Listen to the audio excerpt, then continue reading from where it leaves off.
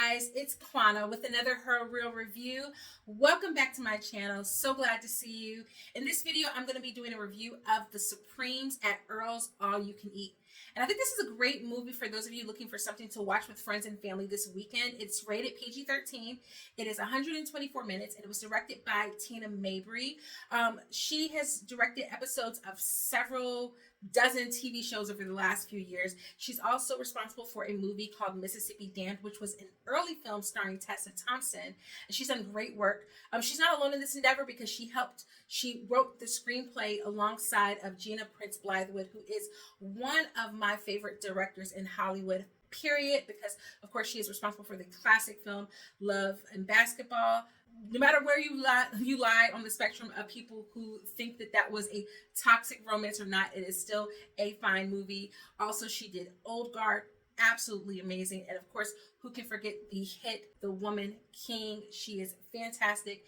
She's also written another film that is very familiar, Nappily Ever After, which was also a Netflix original. So she definitely has some strong help with her. And then also the film is an adaptation of the novel by Edward Kelsey Moore, who also helped to write and adapt the screenplay for film. It stars Aunjanue Ellis-Taylor. I don't know if you know just how amazing Aunjanue Ellis-Taylor is. She, of course, has been in half a dozen amazing shows over the last few years. Quantico, she was in The Book of Negroes. She was in Lovecraft Country, and I think that's where most people were really awakened to her talent. And of course, she was in The Help. Her role was not one of the main actors, but she was stellar in that movie for what it's worth. And she just keeps bringing hit after hit after hit. I really felt like last year she should have gotten an Oscar nomination for Origin, which was a film directed by Ava DuVernay, and another adaptation of a book. We're going to talk about her later on in this video, but she is just absolutely stellar. And she brings that attention and craft and just ferocity to this role. And I think that you're going to fall in love with the character that she plays. It also stars Uzo Aduba, who most people know from Orange is the New Black. She played Crazy Eyes. By now, if you've not seen her on at least a dozen other Netflix original films, then you are probably under a rock, because if you literally Google her name or search for her name in Netflix, about 10 movies are going to come up, and she herself is a powerhouse. She was also on Broadway. She could sing. I don't know if you guys knew that, but do a little digging into her background. She's amazing. And of course, the legend that is Sanaa Lathan. I think that we, of course, overlook her. And listen, I just mentioned Love and Basketball. We know that she was, of course, in Love and Basketball. It's where most people were really awakened to her. She was in The Best Man. She was like the it girl in the 1990s and early 2000s. And let's not forget the rumor about the whole Beyonce and the biting situation. But listen, Sanaa is wonderful in this as well. I do feel like we're going to get more into the acting later. I felt like she doesn't carry as strong as Aunjanue Ellis, but very few people are as strong on screen, in my opinion, as Aunjanue Ellis. I want to say that probably Viola Davis and Angela Bassett are the only actresses that I could think of, aside from maybe Meryl Streep, who could really stand toe-to-toe with how much she has honed her craft and what she brings to the screen. Absolutely stellar. But let's get into this movie, because the Supremes. Yeah, we're not talking about those Supremes, like Diana Ross, but it's about three young women who are growing up in 1968 and become friends. And they are nicknamed the Supremes at a restaurant called Earls, All You Can Eat, hence the name of the book. And it follows them through 3 decades of their life into 1999, through the highs and the lows, the ups and the downs, as they navigate growing up in like a post-segregated world where they are discovering their womanhood. They are fighting against patriarchy, fighting against just the expectations on their lives. You have these three women: Odette, played by Aunjanue Ellis-Taylor as the adult version, and played by Kiana Simone as the younger version. Casting for this movie was phenomenal. I can definitely see why they are discussing adding casting director to the possible Academy Awards, because this is one of those movies that proves that that person in that chair responsible for casting people is worthy of an award. They did a phenomenal job casting from young to old, making the characters look like they would have been the aged up versions of these young women. And Kiana Simone is someone who I am now going to be watching, because she so mirrored Aunjanue Ellis-Taylor's energy in this movie. It was absolutely stellar. But she plays Odette. She is fierce, she is bold, she is brave, and she is the leader of the pack. She is the one who is going to stick up for her girls no matter what, and she might cut you if she needs to. The one of the opening scenes with her in the film will make you laugh out loud. She is brash and bold, and she doesn't take no for an answer. But we soon find that she's someone who is much more willing to fight for others than she's willing to fight for herself. And then we have her best friend, Clarice, played by Uzo Aduba, and in the young version is played by Abigail Cherry. Again, phenomenal. She is a pianist who has amazing, phenomenal talent, but she is more worried about her romantic life than her talents, and that may harm her in her latter years of life. And then they meet Barbara Jean, who is a young woman who is just riddled with tragedy. They meet her at one of the low moments of her life and soon begin to care after her and adopt her into their sisterhood. The young version of her is played by Tati Anderson. Listen, if you've never seen The Chilling Adventures of Sabrina, she, to me, was the standout of that show in terms of breakthrough actresses. She plays a phenomenal version of Barbara Jean. And I'm willing to say that while Aunjanue Ellis is definitely the stronger Odette and Kiana Simone matches her energy really well, Uzo Aduba definitely is the better Clarice. But that's not to take anything away from the young woman, Abigail Cherry, who plays her. Is just definitely, you can see their expertise at work. But Tati was absolutely phenomenal as Barbara Jean. And having seen her other work, she is not playing to type in this at all. And I love when we get to see actors step outside of what we were introduced to them as. I believe she's also in the show You, and I'm under a rock because I did not keep up with You. I tried to watch the first episode or the first season and didn't get into it. But it's definitely something that I want to check out on the channel. And now that I am more aware of her, I'm definitely going to want to watch it just for her because she was so good as Barbara Jean. She brings such a vulnerability. She shows that in her facial expressions and in her eyes. And I feel like as though Sanaa Lathan was really trying to match that energy and perhaps not doing as strong of a job. And I think that's a testament to what an incredible young actress Tati Anderson is. There are some amazing men in this movie as well. When we're talking about the actors, we have Mekhi Phifer, who's been that guy, and it's so great to see him playing a role as an older gentleman. He is big softy in this movie, and I absolutely love it because he has played some despicable characters in his past as well, and so it's good to see him playing this kind of a character. We also have Russell Hornsby, who for me is playing against type because I am not as familiar with his work on some of the other more current shows that he's in. To me, he is still that guy from shows like Lincoln Heights and things like that. So I still know him from the shows that he did in like the early 2000s where he was that big softy. He's playing against type in this movie, and it was kind of shocking. And of course we have Bondi Curtis Hall, who I've always loved ever since Eve's Bayou. He's absolutely stellar in this. I did feel as though his casting was the only casting that was a little questionable because he's considerably older than Sanaa Lathan, who he's matched with in this movie. I think he's about 20 years older than her. So that was a little bit of an interesting casting choice. I definitely saw why they cast him when I looked at the look of the younger character who played him. But I do feel like that was one casting choice that could have been made differently, and I wouldn't have complained about it. But listen, we talked about the actors in this movie. The first hour and 20 minutes of this movie is absolutely phenomenal, and I can definitely imagine that this is a very hard movie to make because you are spanning decades, and within one movie you have 2 hours to do it. You are balancing drama and comedy, and you're trying to make these really poignant moments, but then you don't want the movie to feel like you're constantly being battered. And I definitely get that because I felt as though I could feel Tina Mabry carrying weight on her shoulders in the direction of this movie, with wanting to make something that was going to be lasting, that was going to be enjoyable and poignant, but not feel like another torture, riddled Black movie. And these women have had some difficult lives and they go through some difficult circumstances. And if the movie had turned out differently, it could have not been as inspirational and as enjoyable. So she's got a difficult task in balancing all of those things. And I definitely thought that the first half of the screenplay did that well. I think the discrepancy comes in that you so enjoy seeing the younger actresses on screen as well as their older counterparts.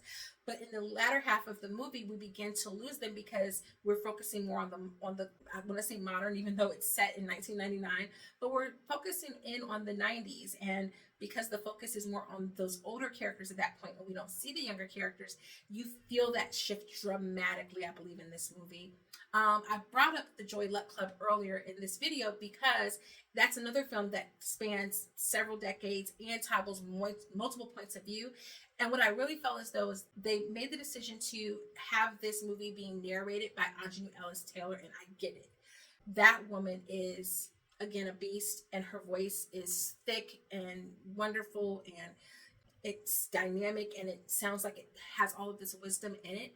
But I definitely think that if each girl had had a moment to narrate her story, then they could have carried those younger actresses' stories throughout the entirety of the movie, and it would have maybe not have felt so lopsided. There are definitely moments that information is kind of dumped in the latter half, and you felt as though these characters, as close as we've seen them, and they've never had a friction between them, would have been there for some of these more memorable moments. And there's just so many parts of their lives that it felt as though we were missing out on. And it could have been through montages, or again, if they had told the story through multiple points of view, they could have still started the story with Odette's character, played by Aunjanue Ellis, narrating, and then have had the story taken over as the focus shifted to Clarice, Uzo Aduba's character, and then Barbara Jean being able to tell their own story. And I think it would have made each woman feel a little bit more powered to have their story being told from their perspective. And so that was one of the things that I didn't love about the movie, because it suffers for it in the latter half. And I think that that's one of the reasons why, in terms of the critiques from other critics, it's gotten knocked down. That being said, by and large, you're going to enjoy the bulk of this movie. Now, there is one character that I didn't love a lot, and it was because she reminded me of a character from a Tyler Perry movie. And her name is Miss Minnie. If you've ever seen The Color Purple, my mind immediately went to the white lady, Miss Minnie, who was in charge of Sophia, basically, and stole Sophia's life from her. And she's this comical character, but it's really heartbreaking because she's stealing this woman's joy. And I was like, oh, I can't help but wonder if Edward Kelsey Moore was inspired by that. There's a couple of other characters as well where I'm wondering the choosing of the name Clarice, was he inspired by Still Magnolias for that? Because there are some very much like Still Magnolia-like moments in this movie as well. And so I felt as though I was picking up on all of these references. I don't know if they were all from the book, because I haven't read the book, or if some of them were coming from Gina Prince Bythewood and Tina Mabry, but I definitely noticed those references. But the character of Minnie, I do think that this movie could have done without her. And if I was editing anything for time, she didn't really add a lot to the story. The story was really about what was happening to these women in their lives. She set up some situations for some things to happen, but the movie could have edited her out, and it would not have missed any of the major plot beats. And we maybe could have used that time that was spent focusing in on her antics to focus in on these women. Because I also felt like Aunjanue Ellis's character brought a lot of the comedic relief, and it was not necessary to get it from any other sources.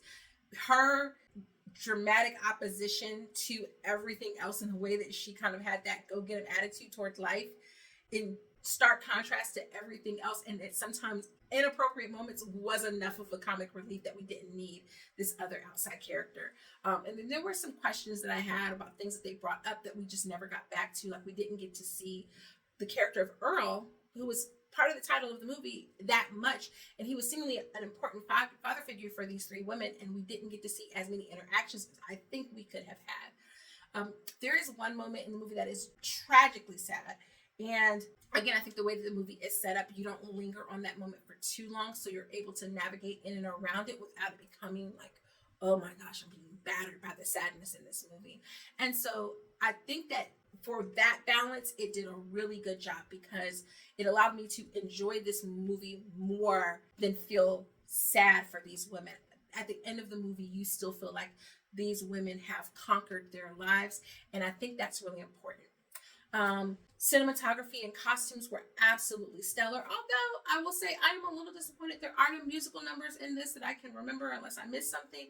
And you're going to have a movie called The Supremes. Why are we not Why are we not having our first wives club moment where these women are singing either at the beginning and then their older self singing at the end? They could have pulled a Deliver Us from Eva moment where they were singing during the credits at the beginning and then the older versions are singing at the credits at the end.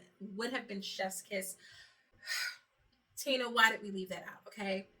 I don't know how you got to get the cast together and get that into the director's cut so that I can have it, but please make that happen for me, okay?